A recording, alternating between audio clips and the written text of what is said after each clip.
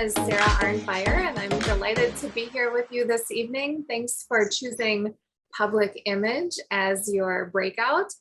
My full-time job is as the marketing director with a marketing agency here in La Crosse, and I actually went to school for public relations. So I'm really excited to be sharing a little bit of information about how to manage the PR for your club this evening. My other, I jokingly say full-time job is serving as president of the Rotary Club of La Crosse. So next slide, please, Lynn. Okay, so who here has read Rotary's action plan? Hopefully everybody. If you haven't, I would encourage you to do a Google search. They've outlined 4 key strategic priorities for Rotary clubs through 2024. Increase our impact, expand our reach, enhance participant engagement, and increase our ability to adapt. So where does public image fit in? Of course, expand our reach.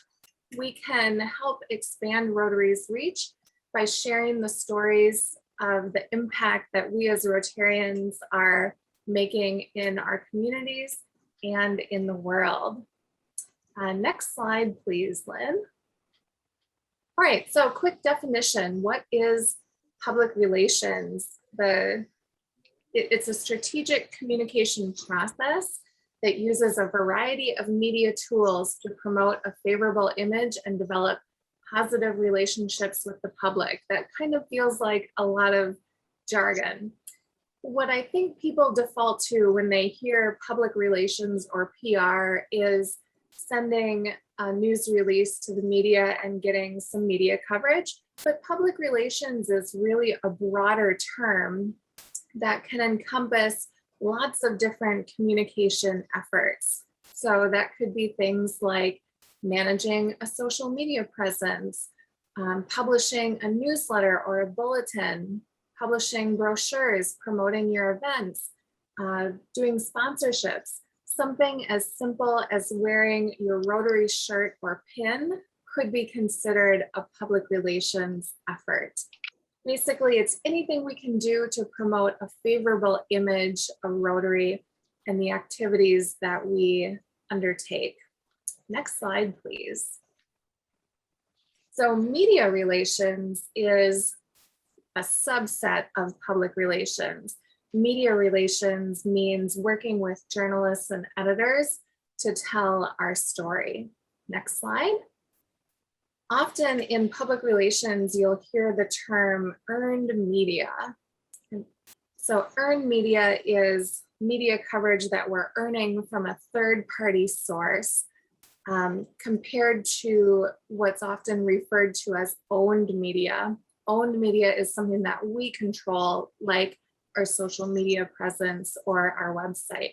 Earned media is we're pitching a story to someone else, whether that's an influencer, a blogger, the traditional news media, and we're earning that media coverage that they're going to provide. The benefit of earned media compared to owned media is that it can feel more credible because it's not just us telling our story, but it's someone else, likely a journalist, who's telling that story on our behalf. So in order to earn this media coverage, it of course requires that we build and cultivate relationships with the news media in our towns and communities so that they know that we'll be only bringing good, relevant, interesting stories to them that they're going to want to cover, and we're not going to be wasting their time sending them things that likely wouldn't make good news stories. Okay, next slide, please.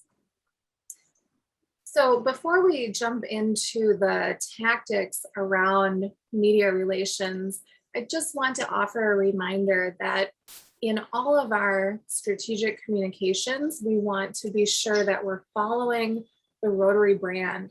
We really have a terrific advantage in that Rotary International provides us with many wonderful tools and resources and an already strong brand. So it's up to us and our individual clubs to help support that brand and maintain its integrity. One easy way you can do that is to make sure you're using the appropriate logos, fonts, colors, good photography that fits the guidelines provided by Rotary International in all of your strategic communications. When we follow brand guidelines, we build up and strengthen the brand. When we stray away from those brand guidelines, that degrades the brand. So as a quick snapshot here, you see on the screen the old version of the Rotary logo. If you're using that, it's time to get rid of it.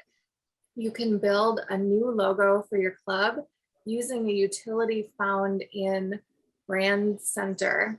And within 5 minutes, you can set up a new on-brand logo for your club and start using that in all of your communications, including your media outreach. Next slide, please. Okay, so what makes a good story? I mentioned we don't want to be wasting journalists' time by sending them press releases or news releases about things that they're not going to be interested in covering. So first rule of thumb, only submit a news release or a press release for things that are truly newsworthy. Within those news releases or press releases, we want to focus on a few key components. One, Rotary's impact, right? So not just what did we do, but what was the benefit for the community or the world. For just about any style of journalism, whether it's TV or print, radio, I guess, would be exempt from this category. They're going to want visually compelling images. So that either means us submitting photography or giving them the opportunity to show up at an event and capture their own footage. And finally, a good story, a good newsworthy story is going to reflect Rotary's values. So pop quiz, who knows what the 5 Rotary values are? Go ahead and unmute or pop them in the chat. First one's easy, starts with an S. Service. Service, that's right. Yep, service, fellowship, diversity, integrity, and leadership. So as you think about the activities that your club is undertaking, and as they fall into those 5 core values, those all might be good opportunities for some media outreach. Okay, next slide, please. So when you have a major initiative or a milestone achievement within your club, that might be a good opportunity to send a news release or a press release to your local media. Again, ask yourself, is this really newsworthy? Is this something that they're going to want to cover? Is this something that the greater community would be interested in? If not, then you might rely on your owned media, your website, your social media presence, to promote those stories and save that media outreach for the really big, interesting things. Next slide, please. Okay, so when should you send a news release? You want to send a news release or a press release, giving the reporter adequate time to show up for the story. So this could be before a fundraising initiative is kicking off, if you're having kind of a kickoff event, or maybe midway through the fundraising initiative where you can show some positive initial success and point to some of the preliminary results, or near the very end of a fundraising program where you can say, look at what we accomplished. If the news outlet doesn't respond to your press release, don't just throw in the towel. You can still follow up with them after the fact, send them additional information about the results of the fundraiser, the results of the event, and supply some photos. And it's possible that they'll still cover the story, even though they weren't able to send someone to cover it in person. The third tip here is your job isn't finished when the story runs. You have an opportunity to amplify that story through your owned media. So if a journalist covers a story that you've submitted, it's a good idea to both send them a thank you email, but then also share that story on your social media, in your e-newsletter, and on your website to help get the most leverage out of it as possible. So when you are sending a news release, Lynn, next slide, please. You want to include the pertinent details that that journalist is going to need to know in order to decide, is this newsworthy and is this the right fit for myself and for my publication or media outlet? So just think about the who, what, when, where, how, and why, and include all of that information. Make sure that you include your contact information in that press release.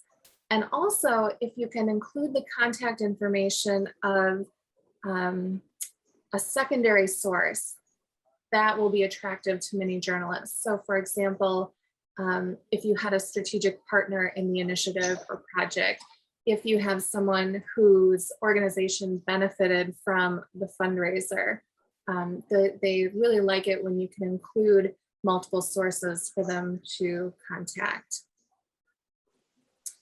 Next slide, please. Okay, so think about both when you're writing the news release and if someone wants to interview you for that story, think about what is the problem that your club was trying to address with the event or the fundraiser or the project.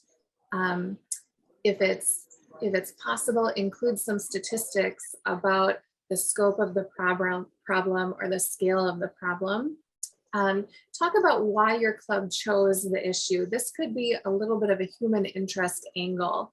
For example, if you're fundraising for cancer research, was it because a club member was dealing with cancer?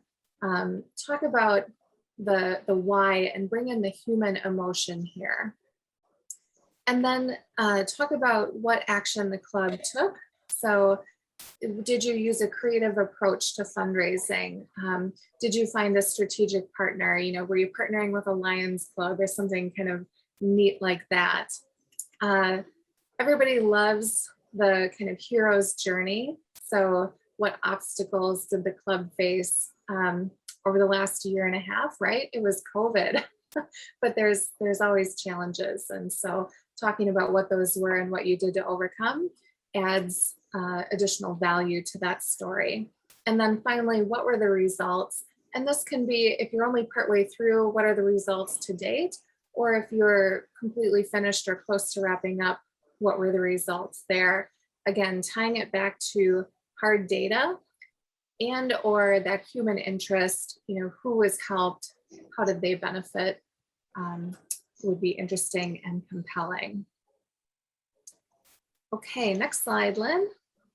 So let's say you send out your media release and a journalist contacts you and they'd like to arrange an interview. You want to respond as quickly as possible, give them several dates and times to speak with you. You want to be very available to them, and then do a little prep work. So even though they will ask you questions during the interview, you want to go into that interview with a few things prepared that you definitely want to get across. The first should be what the problem was. The second should be the club's solution. And the third is the benefits or the call to action. So if it's fundraiser, obviously the call to action is to donate. I also like to always try to include some of the core components of Rotary. So if I can work the mission, vision, values, the motto, a little bit of information about what Rotary is and why we do what we do in general, I always try to include that in those media interviews.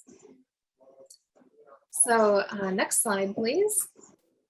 So while you're doing that interview, the number one best thing you can do to make that interview go well is to use short sentences. Don't ramble. It can feel, you can get a little flustered on camera. That's easy to happen. But if you have prepared some of those talking points in advance, that will help you clearly and succinctly communicate the messages that you want to get across.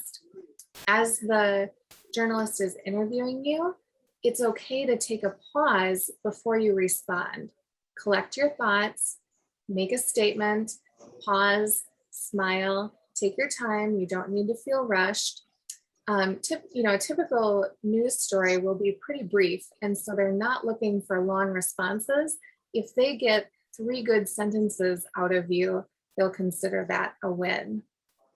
You also want to smile, right? It can feel, we can get a little tense when we're on camera, so take a few deep breaths before you begin.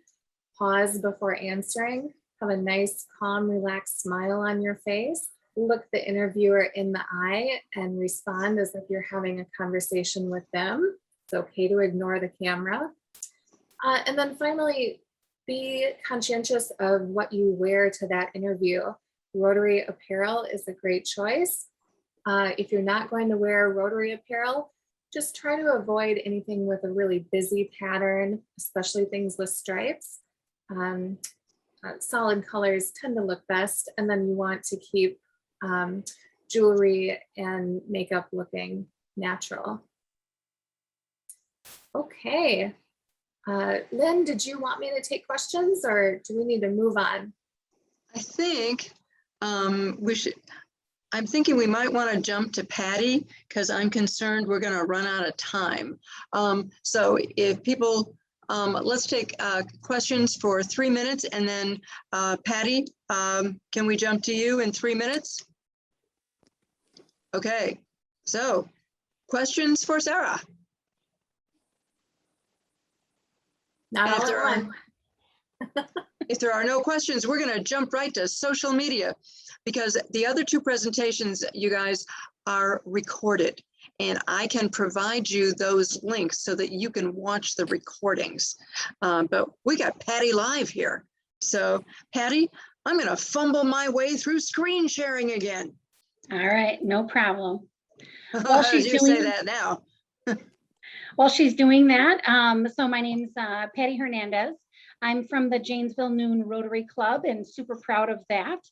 And I am a principal and a vice principal. So there's 2 charter schools here in town, and I'm a principal of one and a vice principal of the other, and then a Rotarian, as well. So Rotary's been really good to me, and good to my family. So it's been really good and easy just to give back. And so with that being said, I'd like you to know I probably wasn't a huge fan of social media. I don't know, maybe even less than 10 years ago. I still had the flip phone, and my family was walking around with the smartphones, and I just thought, oh my gosh, you're always on your phone, get off the phone, spend time with people. And then I ended up needing a new phone, and I switched over and got a smartphone. And then from there, it was nonstop. I was, I guess you could say, addicted, but I was doing it for school, and I saw a huge impact with what was happening in my classroom and letting parents know as well as our community know. And so I immediately said, oh my gosh, this is like the shiny new silver bullet that everybody needs. And so I've been able to help out Janesville Noon Rotary Club quite extensively, and then that led into working with the district as well. Go ahead and hit next. There you go.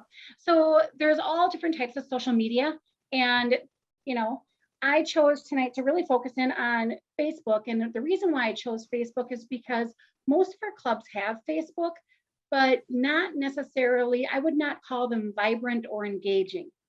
And I would say when we've done our research as the PI team, we had that consensus as well. Facebook accounts exist, but they're not necessarily being used. And so that's why I wanted to focus in on that. But let's just say that you have a very vibrant social media account when it comes to Facebook. If that's the case, then tonight, everything I'm saying related to Twitter, related to Instagram or LinkedIn, do you have those accounts with your club? Next. So everybody really is on Facebook. And this is actually a picture of a lot of my siblings, but right dead in the center is my mama. She has passed, but really everybody is on Facebook, and it really does give you an opportunity to really shine bright what you're doing with your club. Next. So why? One of the biggest things that I've noticed with Facebook, and the research is there to back it up, is 43% of people get their news from Facebook. So whatever you're putting out there in the universe, 43% are going to say, oh my gosh, this is golden. This is happening. 7 to 10 adults in your life are using Facebook. They're on it, you know, at least once a day. So really even take a look at when are they on. Here at school, we have people lining up at 3 o'clock to pick up their kids. I want my Facebook post to go out about 10, quarter to 3, because I know parents are lining up and they have absolutely nothing to do but wait. And they're going to be scrolling their Facebooks and social media. And that's when I want it to populate. So then they're just sitting there and they're going to get that. So that's something for you to consider as well. Next. So how does this impact? So number one, fewer misconceptions. Right now, I would say I still hear that Rotary is predominantly white, middle-aged to older men. And so let's change that misconception. And we can do that through positive stories that you have about your club and about other clubs around you through social media. We can also budget. Social media is free for the most part, unless you're going to boost a post, but it's pretty much free. It's you know, free marketing. You just got to put something together and then get your club members to share it out.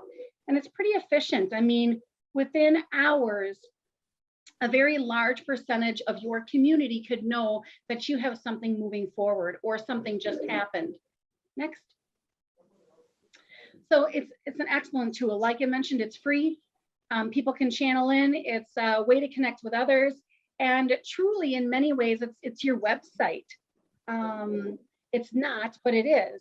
It's content that you can refresh all the time, make it super easy and relevant for people. And it really does cultivate an online community. You will have people that are not they're not Rotarians. They're going to follow you and they're going to want to see what else are you doing. You're going to pique their interest and you're probably going to drive up your membership. Next. So think about tonight, what goals do you have for your club when it comes to social media? In the next 2 slides, I'm going to give you some short-term and some long-term goals. You might even want to take out your phone at this time and take a picture of this to see is this something that you need to maybe go back to your club and share? Like, what is it exactly that you're looking for when it comes to social media? And again, this is predominantly about Facebook, but you can do the same thing with Twitter or LinkedIn, Instagram. What are you really trying to get out of it that are short-term goals? And then on the next slide, I'm giving you some pointers for some ideas and goals that you could have for more long-term. So on here, like as an example, we do have a couple clubs that don't have any social media. So for them, it's maybe starting out with 1.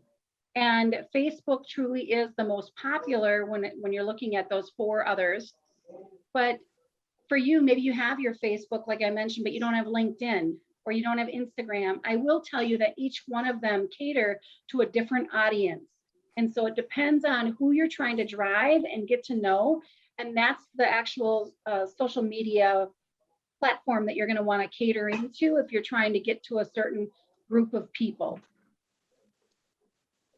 So 2 overall goals though: celebrate Rotary, right? Get the community involved with Rotary, help them to see that Rotary is not all white men that are older, that have some money, and they're just gonna write a check. Help them to see that we are a vibrant group of people that are diversified in our occupations, as well as our age, as well as our gender, as well as our sexual orientation, you name it. And we do things for other people through service, and then connect it to our communities. So you want to, go ahead, Lynn, it's okay. You want to make people stop. You want them to thumb stop. You want to pause. So in order to do that, I just got to be honest with you, you need pictures of people and or videos. That's what causes people to stop. If you're going to write a big article, they're not going to read it. They're going to read the top little part and then move on. That thumb's going to keep going, and you don't want that to happen. Now, this particular site here, you can see it's just a picture. Gentleman there, you know, expressing Rotary. Great photo of his shirt. But check this out. There was over 2,000 people that were reached by this. And when you're looking at that, they only had, I think, like a couple comments on here, or one comment. So it wasn't the comments, but there was like 6 people that shared, and it was just a matter of the reaction. So whether it's the person that then also shared it, and then people are reacting to it, they are loving it, they're liking it, and that's what you want. Next. This is another one. I just pulled up the video here when we were introducing the district governor. This is another area that you could pull in and really showcase something. And when you don't have anything to share, and you just feel like, man, I just don't know what to share right now, pull something from DG and share one of our posts that we put together. Next. So I know that Sarah just got done talking about Rotary's core values. Well, truly, you can really capitalize on Rotary's core values, whether you said, hey, I'm going to do one a week or one a day, you name it. This particular one, I was just moved by an invocation by one of our Rotarians, and I talked about it, and then she really just talked about that ripple effect. And so just kind of showcasing that. You can see though, I mean, it's a simple post, but 113 people were engaged with this one post about an invocation. Next. Special events. Posting about special events. So on the left, I have just the flip your switch. And then on the right, I'm just showcasing, we have a Paul Harris Fellow, and we also have a new member. Both of those things happened in that one meeting. And so just picturing it back to back. Next. You could also do your core value of service. Here you're just seeing ECHO is